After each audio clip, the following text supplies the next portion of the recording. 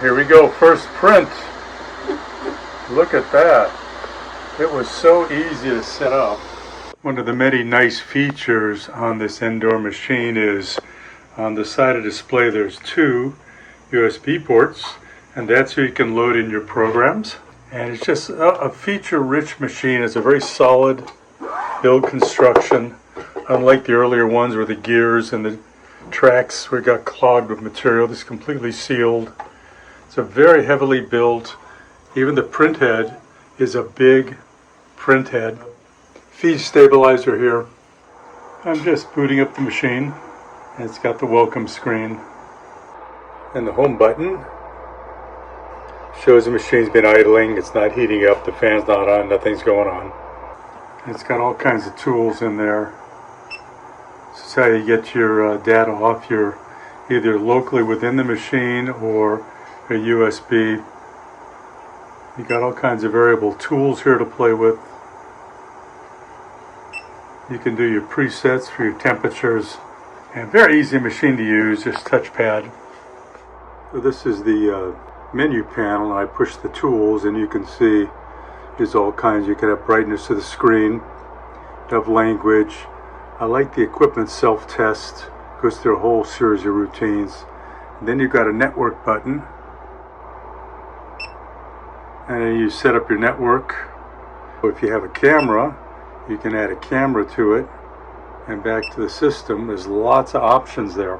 Here's your extruder heat adjustment menu. So on this menu you've got all kinds of adjustments. This is your fan and your Z-axis, your speed, your flow. Here's your extruder heat adjustment menu. Different axis, X, Y axis, the Z-axis. So they're all right here.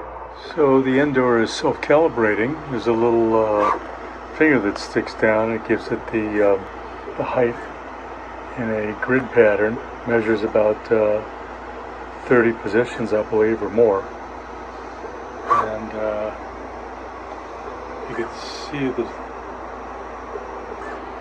there's the sensor there. You can see the sensor that's touching all across the board. And I'll make sure it's flat before it starts up. And we're heating up the nozzle. The target is 195 degrees centigrade, maybe 200 degrees, and it's at 190. The bed is at 60. When everything's set up, the fan will start running in the ejector, in the nozzle. And the extrusion's coming out, as you can see. So it does a nozzle cleaning.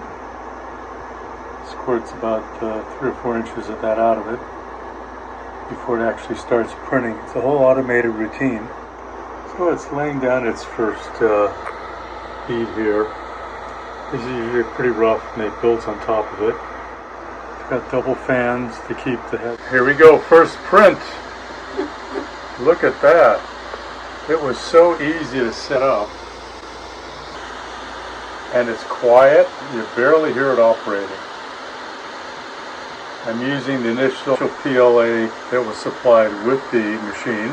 It'll probably shrunk to about 2 by the time it's finished. That's great. Wow, look at that. This is fast. It's clean. Doing a really nice job.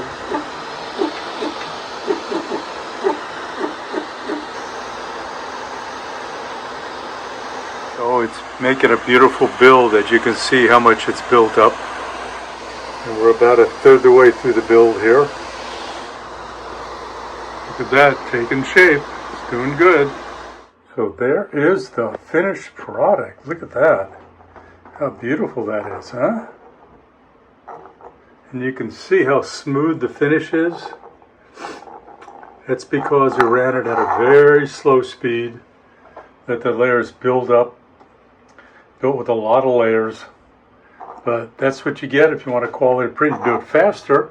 If you have a utility product, you need to print like a kitchen drain or a pencil holder, that kind of thing. But this is what you can do with this Endor printer. It's an absolutely wonderful tool. Buy it now.